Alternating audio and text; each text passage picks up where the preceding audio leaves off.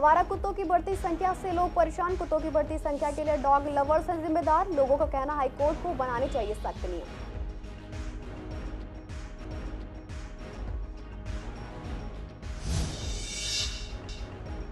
नंदागिरी से कल्याणपुरी रूट पर नहीं दिखी मोहल्ला बसें। फिलहाल कागजों पर चलता दिखा बसों का ट्रायल। यात्रियों का कहना मोहल्ला बस शुरू होगी तो मिलेगी राहत।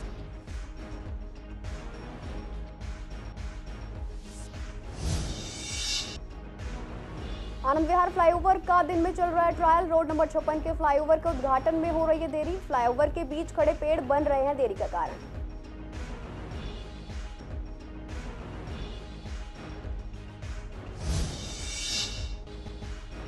गंदे पानी की समस्या पर विश्वासनगर विधायक ने की मीटिंग। विधायक ने मीटिंग में दिल्ली सरकार का किया घेराव। सोमवार तक साफ पानी आने का दिया आश्वासन।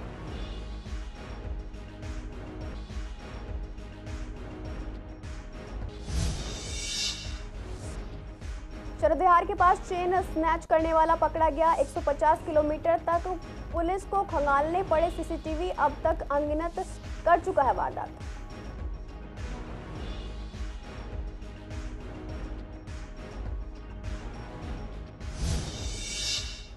नमस्कार, आप देख रहे हैं सीसीएन लाइव। मैं हूं आपके साथ शिवानी तिवारी। स्वागत है आपका हमारे खास कार्यक्रम पूर्वी दिल्ली खास में। बुलेटिन की शुरुआत करते हैं कुछ खास खबरों के साथ।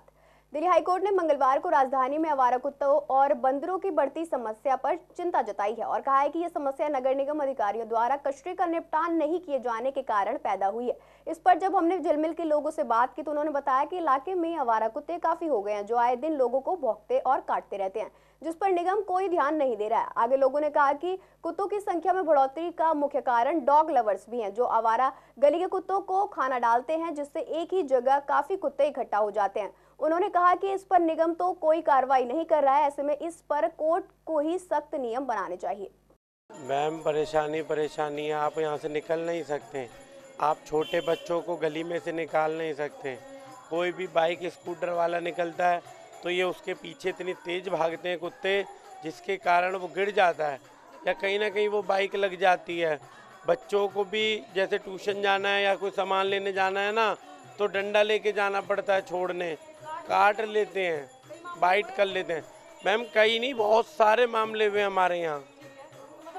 आप देख रहे हो मैम, ये आवारा कुत्ते दिन भर गंदगी मचाते हैं, इधर उधर से गंदगी ले आते हैं।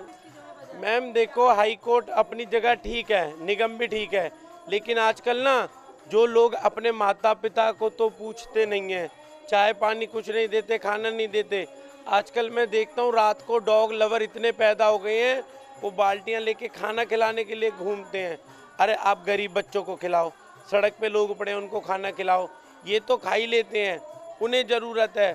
और फिर जब इनको खाना खिलाओगे, जिस दिन खाना नहीं दोगे ये बाइट करेंगे। बच्चे जब निकलते हैं तो ये लगा लो कि बच्चे डर के मारे निकलते ही नहीं उनके आगे से, कि बोले काट देंगे मम्मा आप चलो, उनके साथ जाना पड़ता है हर जगह। तो सारे कुत्ते पीछे लग जाते हैं बच्चों के। नहीं कोई बाइक वाइक पे भी जा रहा होता है, जब भी वो पीछे लग जाते हैं उनके। बहुत परेशानी है, कुत्ते पूरे बच्चे उच्चे को भी परेशान करते हैं ट्यूशन पढ़ने जाने में, और काटते हैं, सबको भगाना भी पड़ता है। यहाँ पे बहुत परेशानी है, आए दिन किसी को काटते रहते हैं यहाँ पे। और मतलब जो भी कोई स्कूटी या बाइक निकलती है उसके पीछे भागते हैं, एक्सीडेंट होने का भी खतरा रहता है और बहुत से खतरे बने रहते हैं, जिससे लोगों के बीच में यहाँ पे बहुत दिक्कतें चल रही हैं। निगम तो देखो अपना काम करता है, वो गाड़ी भी आती है उनकी, ऐसा नहीं है वो अपना काम नहीं करते हैं, बट फिर भी जो कुत्ते हैं वो लगातार तंग करते ही हैं यहाँ पे।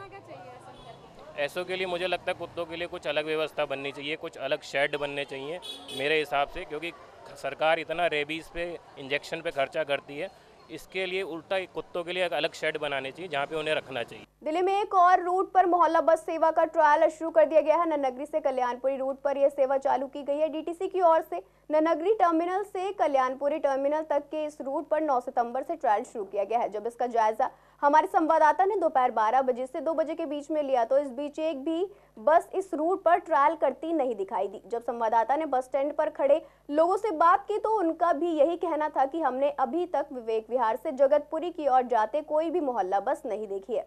आगे जनता ने बताया कि मोहल्ला बस अगर यहाँ शुरू होती है तो अच्छा होगा, क्योंकि यहाँ की जनता इस रूट पर आने वाली बसों से परेशान है। एक एक घंटे वेट करने के बाद बसें आती हैं। आपको बता दें, कल्याणपुरी से नगरी के रूट पर मोहल्ला बस जल्दी शुरू होगी, लेकिन अभी इसका ट्रायल कागजों पर चल रहा है, जमीन पर वह ट्रायल नहीं दिखाई दे रहा है। पूर्वी दिल्ली वासियों को जाम मुक्त और लाल बत्ती मुक्त करने के लिए दिल्ली सरकार के ड्रीम प्रोजेक्ट रोड नंबर 56 का उद्घाटन में देरी हो रही है। आपको बता दें, 257 करोड़ से अधिक की लागत से बने इस फ्लाईओवर का निर्माण 2022 में शुरू हुआ था, लेकिन बनने के बावजूद भी जनता को अभी तक सौंपा नहीं गया है। दिन में इस फ्लाईओवर का ट्रायल चल रहा है, लेकिन उद्घाटन में देरी हो रही है। आपको बता दें, आनंद विहार से दिलशाद गार्डन वाले रोड पर 2 पेड़ आ रहे हैं, जिसके काटने की मंजूरी आज तक नहीं मिल पाई है। एक पेड़ की जानकारी फ्लाईओवर के बीच में है और दूसरा पेड़ एग्जिट पॉइंट पर आ रहा है। बताया जा रहा है कि दोनों ही पेड़ एक्सीडेंट का कारण बन सकते हैं। इसको पीडब्ल्यूडी की नाकामी ही कहा जा सकता है। इस पर जब संवाददाता ने जायजा लिया और पाया कि एक पेड़ से सिग्नल लाइन ट्रैफिक चलाना पड़ रहा है, वहीं जो एग्जिट पर छोटा पेड़ रोड के बीच में आ रहा है वह भी दुर्घटना का कारण बन सकता है। फिलहाल मैं मौजूद हूँ आनंद विहार फ्लाईओवर, जिसको रोड नंबर 56 कहा जाता है, जो गाजीपुर से लोग आते हैं और आनंद विहार से लोग आते हैं, जो दिलशाद गार्डन को जोड़ेगा उस फ्लाईओवर के ऊपर। अभी फ़िलहाल इसका उद्घाटन नहीं हुआ है। ये करीबन 257 करोड़ की लागत से फ्लाईओवर का निर्माण हुआ है, लेकिन फिर भी जनता को अभी तक नहीं सौंपा गया है। इसका मुख्य कारण आ रहा है जो फ्लाईओवर के बीच में ये पेड़ आ रहा है। एक पेड़ की निगरानी सब जगह है, लेकिन अभी फ़िलहाल सीसीएन का कैमरे ने दूसरी जो पेड़ है जो बिल्कुल आउटर पे है उसके बारे में किसी ने जिक्र नहीं किया। वो भी आपको बता दें कि अगर वन्य विभाग और पीडब्ल्यूडी की मंजूरी के बिना इसको नहीं काटा जा सकता और इसके चलते ही पेड़ों के होने के कारण से ही अभी तक ये जो फ्लाईओवर है उसको पूर्णतः जनता को नहीं सौंपा गया है। इसका ट्रायल हो रहा है और ये सुबह से शाम के 5 से 6 बजे के बीच में ये ट्रायल चलता है और इसको बंद कर दिया जाता है। अभी ये देखना है कि सरकार ने जब इस प्रोजेक्ट को पास किया था उसके बाद क्या सरकार को नहीं पता था कि ये वन्य विभाग का है और वन्य विभाग के कुछ दरख्त इसके बीच में आ सकते हैं, उसको कैसे हटाया जाए, लेकिन वो आज तक मंजूरी नहीं हुई। कहीं ना कहीं ये पैसे जनता के लिए, भलाई के लिए लगाए गए हैं। ट्रैफिक मुक्त, बत्ती मुक्त किया जा सकता है, लेकिन अभी तक वो जनता को नहीं सौंपा जा रहा। वीडियो जर्नलिस्ट अतुल भारद्वाज के साथ विवेक पठानिया, सीसीएन दिल्ली। पूर्व दिल्ली के एजीसीआर में विश्वास नगर विधायक ओम प्रकाश शर्मा ने स्थानीय लोगों के साथ बैठक की और उनकी समस्याओं को जाना। इस बैठक में दिल्ली जल बोर्ड भी मौजूद रहा। बैठक के बाद संवाददाता से बात करते हुए विधायक ओम प्रकाश शर्मा ने दिल्ली सरकार का घेराव किया और कहा कि यहाँ केवल मेरी विधानसभा में नहीं बल्कि पूरी दिल्ली में पानी पीने के लायक नहीं आ रहा है, जिसके चलते ये बैठक की गई है। वहीं उन्होंने सोमवार तक जल बोर्ड के अधिकारियों को सीवर को साफ करने की भी समय सीमा दी है और कहा है कि दिल्ली सरकार के चलते 287 करोड़ का जल बोर्ड घाटे में है। पीने के पानी की समस्या को लेकर जब हमने स्थानीय निवासियों से बात की तो उन्होंने बताया कि फरवरी से पीने लायक पानी नहीं आ रहा है। जल बोर्ड को शिकायत की, फिर भी समस्या नहीं ठीक हुई। आज विधायक और जल बोर्ड ने मीटिंग की और हमें आश्वासन दिया है कि सोमवार तक पानी ठीक आने लगेगा। जो आज विधायक जी को, कल हमारे को कंप्लेंट्स काफ़ी आ रही थी। कल शाम को 5 बजे विधायक जी के यहाँ पे हमने मीटिंग करी थी। विधायक जी ने आश्वासन दिया कि कल सुबह पूरी जल बोर्ड के टीम के साथ यहाँ 10 बजे हाजिर होंगे। तो वो आए। जल बोर्ड ने ये कहा है कि अगले 2-3 दिन में सीवर का जो फ्लो ऊपर है, ओवरफ्लो हो रहा है, उसको हम ठीक कर देंगे। मंडे को इस पर फिर बैठेंगे और जो भी प्रॉब्लम आ रही हैं एजीसीआर कॉलोनी में, चाहे वो ओवरफ्लो की हो, चाहे कम पानी की हो, चाहे लो प्रेशर की हो, जो पानी ना आने की हो, चाहे वो गंदे पानी की हो, वो धीरे धीरे इसको ठीक करेंगे।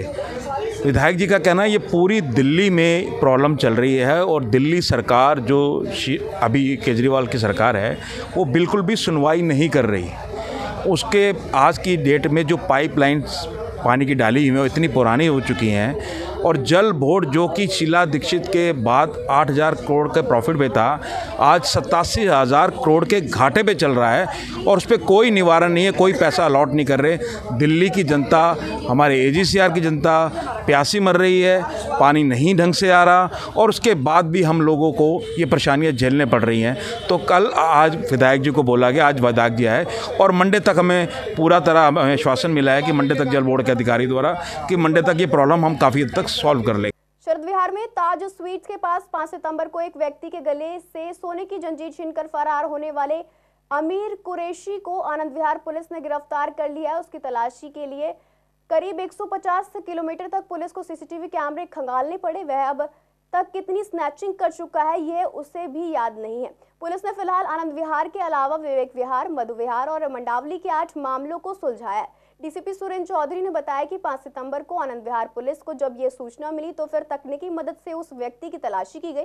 पुलिस ने करीब 150 किलोमीटर की दूरी तक सीसीटीवी फुटेज खंगाले। एक सीसीटीवी में वह साफ तौर पर चेन छीनता हुआ रिकॉर्ड हो गया। उसके बाद उसकी पहचान की कोशिश की गई तो पता चला कि वह अमीर कुरैशी है जो लगातार अपने ठिकाने बदलता रहता है। आखिर पुलिस ने प्लान बनाकर उसे दबोच लिया। उससे पूछताछ की गई तो उसने बताया कि उसे याद नहीं है कि अब तक कितनी बार स्नैचिंग कर चुका है। वैसे वह क्लब, बार और इसी तरह दूसरी जगहों पर जाकर खूब खर्चा करता है। जब पैसे की कमी होती है तो फिर से स्नैचिंग कर लेता है। जब पुलिस ने उससे पूछा कि अब तक कितनी वारदात कर चुका है तो उसे याद नहीं था। अभी कुछ और वारदात भी सुलझने की उम्मीद है। दिल्ली में पटाखों के प्रतिबंध को लेकर रामलीला कमेटियों ने ऐतराज जताया है। इस फैसले के खिलाफ उपराज्यपाल और पर्यावरण मंत्री से दिल्ली श्री रामलीला महासंघ के प्रतिनिधि मुलाकात करेंगे। पटाखों पर प्रतिबंध के खिलाफ महासंघ के प्रतिनिधियों ने ऐतराज जताया है। इसे लेकर हमने पूर्व दिल्ली के रामलीला आयोजकों से बात की तो उनका कहना था कि यह आस्था का सवाल है। सरकार कुछ सालों से लगातार पॉल्यूशन का बहाना लेकर पटाखों पर प्रतिबंध लगाता है, जिससे दशहरे के दिन रौनक में थोड़ी सी कमी आती है। पहले ग्रीन पटाखे की परमिशन मिली थी, लेकिन अब वह भी परमिशन नहीं दी गई है। हम चाहते हैं कि कहीं ना कहीं थोड़ी बहुत आतिशबाजी की परमिशन जरूर मिले। हालांकि हमारा महासंघ प्रतिनिधि लोगों से मुलाकात करेगा और हमें उम्मीद है कि हमारे पक्ष में कुछ न कुछ जरूर आएगा। पटाखे बैन होने से रामलीला में थोड़ी बहुत रौनक कम जरूर होती है, लेकिन साउंड इफेक्ट से गुजारा किया जाता है। अगर पटाखे जलने की इजाजत दी जाएगी तो ज्यादा सही रहेगा। एक दिन से कोई इतना पॉल्यूशन नहीं होता कि आप पर्टिकुलर त्योहारों के लिए ऐसा फैसला ले। देखो, ये तो हर साल ही होता है ये काम। तो बैन करना तो मैं ये कहता हूँ गलत है, क्योंकि साल में एक बार जो है ये रामलीला आती है। और चीज़ें बहुत हैं, पोल्यूशन और चीज़ों से होता है, खाली पटाखों से पोल्यूशन थोड़ी होता है जिसको बैन करा जाए। देखो, जो लोग आते हैं वहाँ पर ना, वो आते इसलिए हैं जब रामलीला चलती है और जब दशहरे का इंतज़ार होता है। दशहरे पे रावण को फूकने देखने के लिए तो लोग तो आते ही हैं, आतिशबाजी उसमें होती है। और बीच बीच में जैसे लंका दहन होती है उसको देखने के लिए आते हैं लोग बाग। तो अगर उनको ये लगेगा कि यहाँ पे आतिशबाजी नहीं हो तो वो क्या करने आएंगे? तो ये तो कहने वाली बात है, हर साल उनके बैन होता है, पर वो ये है कि होता सब कुछ है।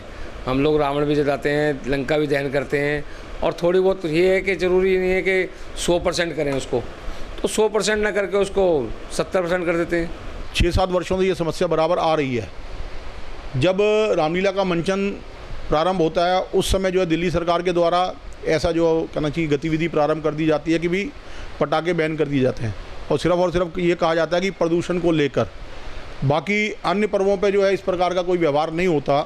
तो मैं तो ये कहूँगा जो हमारी श्री रामलीला महासंघ है, उनके समस्त पदाधिकारीगण जो अपना माननीय क्या नाम LG साहब के पास और डिप्टी CM मनीष सिसोदिया जी के पास भी जाने का जो उनका नाम समय लिया है, और उस समय के तहत ही जो है उनसे आग्रह किया जाएगा कि भाई हर वर्ष ये जो है ये जो क्या नाम है रामलीला मंचन का जो क्या नाम है समय आता है उस समय आप जो है पटाखों पर बैन क्यों लगाते हैं। दूसरा एक विषय और आया कि 2 वर्ष पहले ग्रीन पटाखे जो है छूट दी गई थी। इस वर्ष जो है ग्रीन पटाखों पे भी जो बैन अभी तक लगा हुआ है। तो आग्रह ये भी है कि अगर आपने जो है पटाखों बैन लगाया भी है तो कम से कम इस प्रकार से जो है हर्षोल्लास का जो पर्व होता है उस पर्व को मनाने के लिए जो है कुछ ना कुछ तो छूट देनी ही चाहिए, चाहे ग्रीन पटाखों के रूप में चाहे पटाखों के रूप में, ताकि जो है रामलीला मंचन जो व्यवस्थित तरीके से होता रहे और समाज में हर्षोल्लास और उत्सव का माहौल बना रहे। पिछले साल भी पटाखे, देखिए ये दिल्ली शहर में सब जानते हैं प्रदूषण की समस्या बहुत ज़्यादा है। तो वैसे ही एक ह्यूमन नेचर के हिसाब से हमें पटाखे जलाने नहीं चाहिए, लेकिन एक ये रीत चली आई है दशहरा महोत्सव, जब तक रावण का पुतला दहन ना हो तो जब तक वो पूरा नहीं होता। तो हमारे बहुत से आइडियाज़ हैं जो हमने पिछले साल भी फॉलो किए थे। इसमें हम ग्रीन पटाखे यूज़ करना चाहेंगे कि जिसमें थोड़ा, और मान लो आवाज़ है उसकी जगह हम साउंड सिस्टम चला देंगे, थोड़ा इस तरीके का करें। और बाकी थोड़ा सा इस तरीके की रियायत की ग्रीन पटाखे, मतलब कोई बहुत ज़्यादा प्रदूषण ना हो, छोटे साइज़ के हम रावण बनाएं और कोई ज़्यादा वैसे कोई पटाखे ना छुटाएं, स्काई शॉट या कुछ। तो जिसके लिए जो अभी हमारे उसमें आया है कि रामलीला महासंघ जो पूरी दिल्ली की है उनके पदाधिकारी LG से मुलाकात करेंगे तो सब अच्छा ही होगा।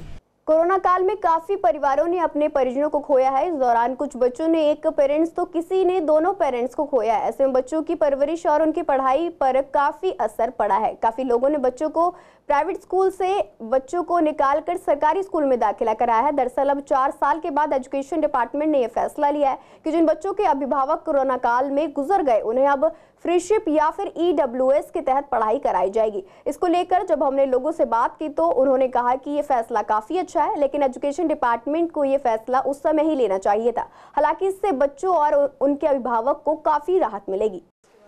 देखो, ये तो बहुत अच्छा फैसला है और इतना लेट करा है क्योंकि ज़्यादातर बच्चों को स्कूलों से निकाल चुके हैं और आज उन बच्चों को क्या दोबारा से रखा जाएगा? उनको या तो दोबारा रखें। पेरेंट्स बेचारे जिनके घर में फादर की डेथ हो गई या घर में उनके तो कोई कमाने धमाने वाला नहीं रहा और बच्चों को फीस नहीं भरी गई, ऐसे बच्चों के लिए तो इन्होंने तुरंत इसका फैसला लेना चाहिए था कि जिनके परिवारों के साथ जैसे इन्होंने कोविड में और काफ़ी सारे फैसले लिए थे, तो ये तो बच्चों की शिक्षा का मामला था। जिनके बच्चों का आज देखो, बच्चों का काफ़ी लोग हमारे पास भी आए, हम भी एक संस्था चलाते हैं, हमारे पास भी बहुत सारे बच्चे आए कि सर हमारे पे फीस की व्यवस्था नहीं है, कोई ऐसी फीस माफ़ करने का व्यवस्था कराओ। तो वो तो इनकम सर्टिफिकेट के बेस पे नए बच्चों को उनको तो माफ़ कर ही नहीं उन्होंने। अब ये फैसला बहुत अच्छा आया और गवर्नमेंट ने बहुत लेट लिया है फैसला, ऐसा बहुत अच्छा है, बहुत बढ़िया करा बच्चों की शिक्षा। बहुत बच्चे आए काफ़ी जो पब्लिक स्कूलों में फीस ही नहीं भर पाए, जो उनको फिर पब्लिक गवर्नमेंट स्कूलों में इधर उधर दाखिला कराया उन्होंने, नहीं पढ़ पाए बच्चे क्योंकि उनको तो बहुत सारे स्कूलों ने ऐसे बच्चे निकाल दिए। स्कूलों ने भी ऐसा कोई ऑर्डर नहीं था। डिपार्टमेंट को पहले इस तरीके का नियम जल्दी लाना चाहिए। कोविड से 3-4 साल हो गए, 4 साल से ऊपर हो गए।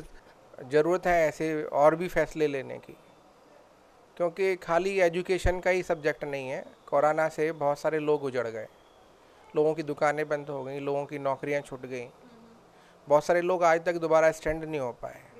ठीक है, तो ये एक अकेला एजुकेशन का विषय नहीं। जिस घर का कोई मुखिया चला गया, उस घर में खाली फ्री राशन का अनाज मिलने से ही उसकी तरक्की नहीं हो जाएगी। उस घर की और भी बहुत सारी ज़रूरतें होती हैं, एजुकेशन उनमें से एक है। ठीक है, जहाँ तक मसला है चिकित्सा का, आज भी डॉक्टर मतलब बुरा हाल है गवर्नमेंट हॉस्पिटल्स का। लंबी लंबी लाइनें हैं, पहले पर्चे के लिए लाइन में लगो, फिर उधर लगो दवा लेने के लिए लाइनें में लगो। ठीक है, फिर मारा मारी, धक्का मुक्की, गाली गलौज। बिल्कुल बहुत अच्छा, स्वागत योग्य। मैं तो सरकार को धन्यवाद देता हूँ कि चलो जो किया अच्छा किया, लेकिन होने चाहिए पब्लिक वेलफेयर में कुछ और चीज़ों पर भी विचार करें। सही है, फैसला बिल्कुल सही लिया है। ये जल्दी ले लेना चाहिए था फैसला। बहुत बच्चों का तो बहुत वो नुकसान हुआ है इस चीज़ में, मेरे इसमें तो नहीं है कोई ऐसे। हाँ, सुना है। मयूर विहार थाना पुलिस ने स्नैचर को गिरफ्तार किया। बता दें लगभग 11:20 पर रात में PS मयूर विहार में आंख में चाकू लगने की सूचना मिली और इसे IO हेड कांस्टेबल को सौंपा गया। सूचना मिलने पर इंस्पेक्टर SI हेड कांस्टेबल के साथ घटनास्थल यानी त्रिलोकपुरी दिल्ली पहुंचे, जहां पता चला कि घायल मंगल प्रसाद राम ब्रज निवासी 33 ब्लॉक त्रिलोकपुरी दिल्ली को इलाज के लिए LBS अस्पताल भेजा गया है। उसके बाद टीम अस्पताल पहुंची और पीड़ित का बयान दर्ज किया गया।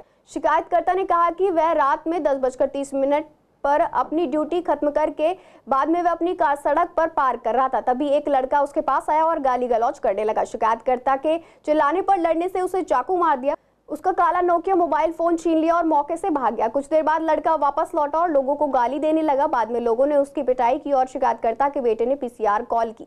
थाना मयूर विहार में मामला दर्ज किया गया और जांच शुरू की गई। दरअसल स्नैचिंग और डकैती की बढ़ती घटनाओं को ध्यान में रखते हुए मयूर विहार के बीट स्टाफ ने घटनास्थल पर पहुंचकर आसपास के कई CCTV कैमरों की जांच की, जिसमें आरोपी की पहचान विजय सिंह के रूप में हुई। स्थानीय निवासियों की मदद से आरोपी को गिरफ्तार कर लिया गया है। उसकी सरसरी तलाशी लेने पर शिकायतकर्ता का मोबाइल फोन और खून से सना चाकू भी बरामद हुआ, जिसका इस्तेमाल अपराध में किया गया था। पूछताछ करने पर पता चला कि आरोपी कई लूट और झपटमारी के मामलों में शामिल रहा है। आगे की जांच की जा रही है। पूर्वी दिल्ली के थाना मयूर विहार पुलिस ने 2 चाकूबाज को गिरफ्तार किया, जिन्होंने त्रिलोकपुरी के अज्जू पर पानी लाने के दौरान जानलेवा हमला किया था। घटना पर पीड़ित परिजनों का कहना है कि त्रिलोकपुरी निवासी अज्जू के ऊपर चोचो नाम के युवक ने चाकू से जानलेवा हमला किया था और उस समय आरोपी के साथ 4-5 युवक और थे। घटना के बाद हमलावर चोचू ने अपने ऊपर भी किसी धारदार हथियार से हमला कर लिया, जिससे कि इस मामले में क्रॉस FIR दर्ज हो सके। फिलहाल अज्जू लाल बहादुर शास्त्री अस्पताल में भर्ती है, जिसकी हालत गंभीर बनी हुई है। मयूर विहार थाना पुलिस मामले में जांच कर रही है। हाँ, वो मेरे बेटे के लगे हैं चाकू, उसके यहाँ गर्दन पे लगे हैं, काफी घाव लगा है उसके, बहुत ज्यादा ही लग गई है चोट, उसके यहाँ से यहाँ तक लगा है, यहाँ पैरों पे चोट आई है उसके बहुत। मुझे तो पता भी नहीं था, मैं तो घर पे थी, वो बच्चे आए भाग के बताने के लिए कि ऐसी बात हो गई, तुम्हारे वहाँ पे अज्जू को चाकू मार दिया किसी ने। अब जब तक मैं भाग के गई थी तो लड़के को ले जा चुके थे, यहाँ अस्पताल ले गए। अज्जू की उम्र कितनी है? अज्जू की उम्र अब ये 12 तारीख को 23 साल का हो जाएगा। अच्छा, ये मुझे पता नहीं, बाकी अभी लड़के से थोड़ी बात हुई थी तो वो बोल रहा था कि अम्मी 4-5 जने थे, ये जी 4-5 जने थे, 4-5 जनों में से इस लड़के के काफी लगी, मतलब चोट मेरे लड़के के बहुत लग गई है चोट। लेकिन अब चाकू मारने वाला लड़का ये कह रहा है कि हमें पीछे से सपोर्ट मिल रहा है, हम हर किसी को मारेंगे, हर किसी को मारेंगे, हम बेटे में हम हर किसी को पिटवाएंगे और हर किसी से मरवाएंगे जो हमसे दुश्मनी लेगा। ये बात कौन कह रहा है? ये वो लड़का कह रहा है जिसने मारा है हमारे लड़के को। अच्छा, अभी कह रहा है? हाँ, इस बात को उसने ये बात बोली है, मारते टाइम बोल रहा है ये बात। हम कार्रवाई यही चाहते हैं कि सर हमें तो इंसाफ मिले और कुछ नहीं, पीछे से मिले, जो मतलब कि जो पीछे से मरवा रहे हैं, जो भी हमारे से खुंदक आ रहे हैं, कोई बात है तो हमसे बताए ना, हमारे फैमिली वालों को बताए। तुम मतलब कि लड़कों को भेज को तुम कभी मामू को पिटवा रहे हो, कभी छोटे मामू को पिटवा रहे हो, और जिसमें कि सब कमाने खाने वाले हैं, हम लोग तो कोई लड़ाई झगड़े वाले भी नहीं है। लेकिन फिर भी बताओ, ये बच्चा जो है हमारा अज्जू, ये सुबह बन बेचने जाता है, बेकरी का काम करता है सुबह में, और ये शाम को आता है। अब देखो इसमें क्या रंजिश होगी। शादरा के गांधीनगर इलाके के चाचा नेहरू हॉस्पिटल में दिल्ली पुलिस ने मॉक ड्रिल की। मॉक ड्रिल को आगामी त्योहार और सुरक्षा को देखते हुए किया गया। आपको बता दें, जब मॉक ड्रिल की गई तो जनता को इस बारे में कोई जानकारी नहीं थी। इस कड़ी में दिल्ली पुलिस के शादरा थाना अंतर्गत चाचा नेहरू हॉस्पिटल में बम होने की सूचना मिली। सूचना मिलते ही मौके पर एसएचओ शादरा डिवीजन के एसीपी, दमकल विभाग की गाड़ियां, डॉग स्क्वाड और बम स्क्वाड की टीम मौके पर पहुंची। मौके पर पहुंची टीम ने बम की जांच की। ये देखकर लोग थोड़ा दहशत में आ गए। मॉक ड्रिल के पूरे होने पर पुलिस ने सभी को मॉक ड्रिल के बारे में जानकारी दी। साथ ही ये भी बताया कि मॉक ड्रिल आगामी त्योहारों को देखते हुए की गई है, जिसका उद्देश्य सुरक्षा को, इंतजामों को परखने के साथ विभागों की सतर्कता और मौके पर पहुंचने के समय की जानकारी लेना है, ताकि टीम के अंदर कोई कमियां नजर आती है तो उनको दुरुस्त किया जा सके। 2:06 पे हमारे यहाँ पीसीआर कॉल आई थी कि चेकिंग के दौरान चाचा नेहरू हॉस्पिटल में 2 लड़के थे जिनके बैग था और वो फेंक के भाग गए, तो उसमें बम हो सकता है। तो इस इंफॉर्मेशन के ऊपर तुरंत तमाम एजेंसीज़ को कोऑर्डिनेट करके बुलाया गया और हमारी बीडीटी ने उस बैग को चेक किया। उसके अंदर कुछ वायर और कैपेसिटर वगैरह मिले हैं। जो सस्पेक्ट थे उन्हें हमारे कमांडोज ने दबोच लिया और तमाम एजेंसीज जो है वो हमारी पहुंच गई थी। नहीं, वो अभी बाद की बात है, वो हमारी टीम अभी चेक करेगी उनका आने का पर्पस वगैरह, वो सारा उसी को देखते हुए हमारी ये ड्रिल तमाम जितने हाई फुटफॉल एरियाज़ हैं, मार्केट एरियाज़ हैं, उनके अंदर चलेगी। कि 15 अगस्त के बाद अब त्योहारों का सीज़न हो गया, अब गणेश चतुर्थी है, रामलीलाएँ शुरू हो जाएंगी, दिवाली तक ऐसे ही चलेगा सारा। हमें कॉल मिली है चाचा नेहरू हॉस्पिटल के अंदर लावारिस बैग, इसमें कुछ नहीं, आके देखा और दिल्ली पुलिस की टीम आई, उन्होंने खोल कर देखा, इसमें कुछ वैसे ही तार उड़ पड़े हैं, बाकी खराब बेकार कुछ नहीं है इसमें। फिलहाल के लिए बुलेटिन में इतना ही। ऐसी तमाम अपडेट्स के लिए बने रही सीसीएन लाइव के साथ।